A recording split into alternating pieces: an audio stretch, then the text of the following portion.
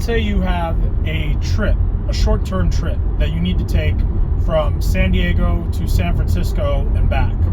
Maybe you have some business meetings. Maybe you have a conference, a one-day conference or trade show you need to attend, or maybe it's something more of a personal matter, a funeral, a wedding, some friends you want to see for a reunion, but it only lasts one day. So really, you're just trying to go from San Diego to San Francisco and back very quickly. The only real option for something like that right now is air travel. You'll spend $130 for a round-trip flight, and if things are planned out in the best way possible, you'll fly out from San Diego in the morning, land in San Francisco, go to your event, then get back to the San Francisco airport in the evening and fly back to San Diego and be back in your home same day. Now, if you're able to manage that, your total cost for doing that sort of travel will be, let's say it's $160.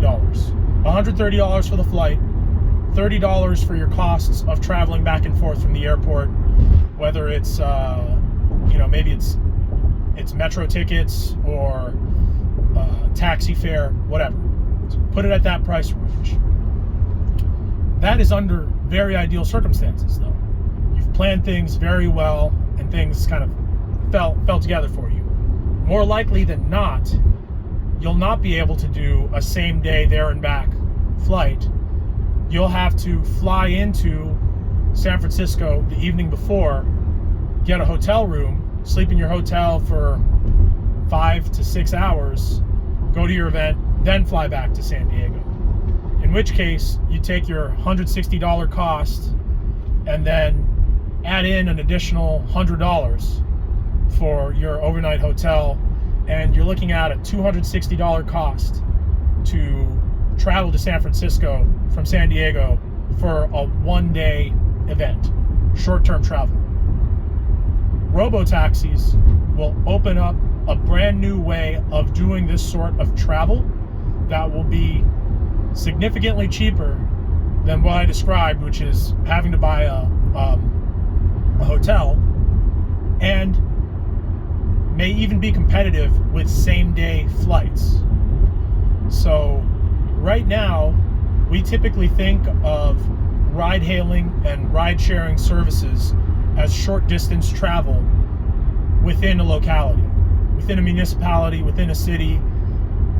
Maybe you'll ride 1 hour from the city center to someplace in the provinces. Maybe. But that's the furthest you would travel typically with a ride-hailing service.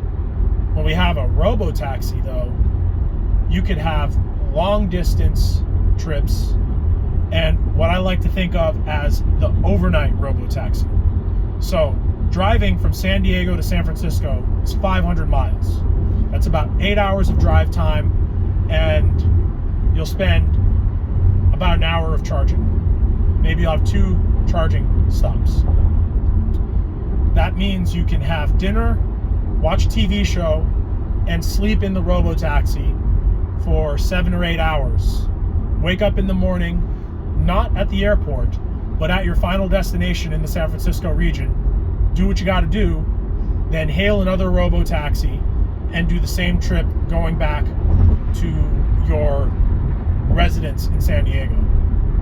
This will change a lot of things and will help us decarbonize this sort of short distance, relatively short distance regional travel, because now it will be competitive to ride in a zero emissions electric vehicle instead of hopping on a passenger jet and spewing all kinds of CO2.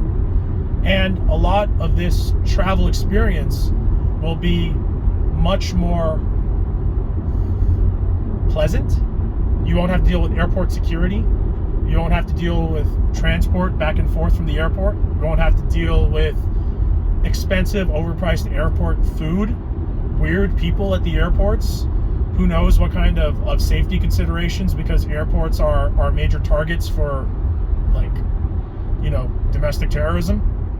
So this is something about robotaxis. This is an aspect of robotaxi travel that I'm actually most excited about, and that I think is closest to being realized, because the neural network that governs autopilot on the highway, which is what I'm using right now,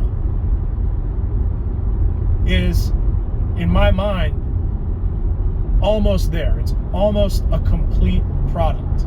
It's much closer to being a complete product than full self-driving beta on city streets.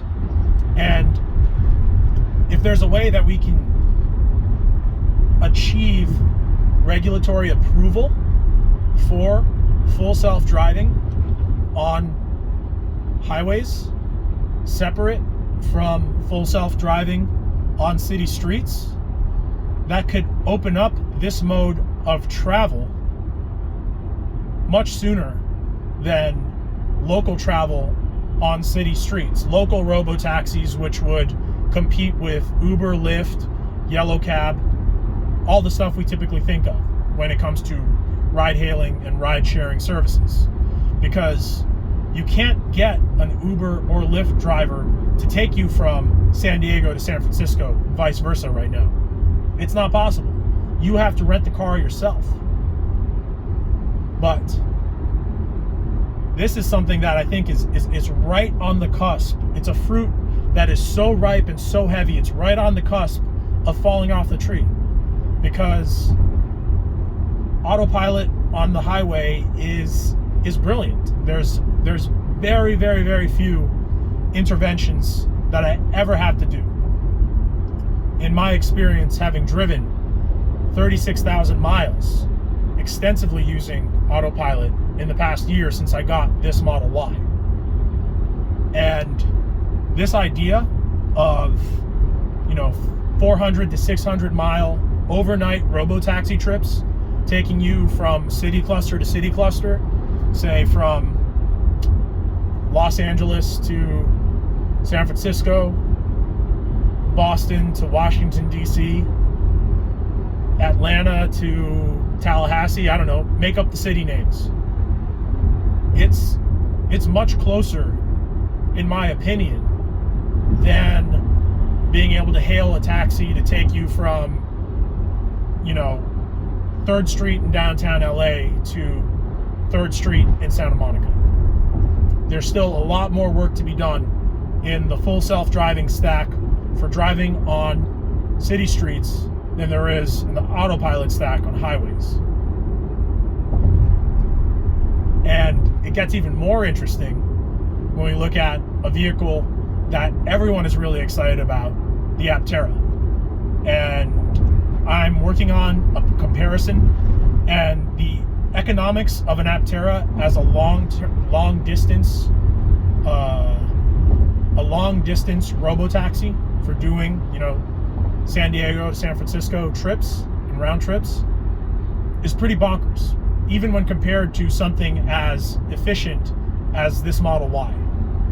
So I'll be working on that and have that out, but I just wanted to put this out there because I'm sure other people have thought about intercity travel through robotaxis, and it really seems to me like we're just about there. Like someone should be thinking about getting highway robotaxis approved independent of city robotaxis, because that would do a lot to increase the utilization of the electric vehicles we already have on the road now, and reduce the amount of emissions from air travel, because air travel sucks.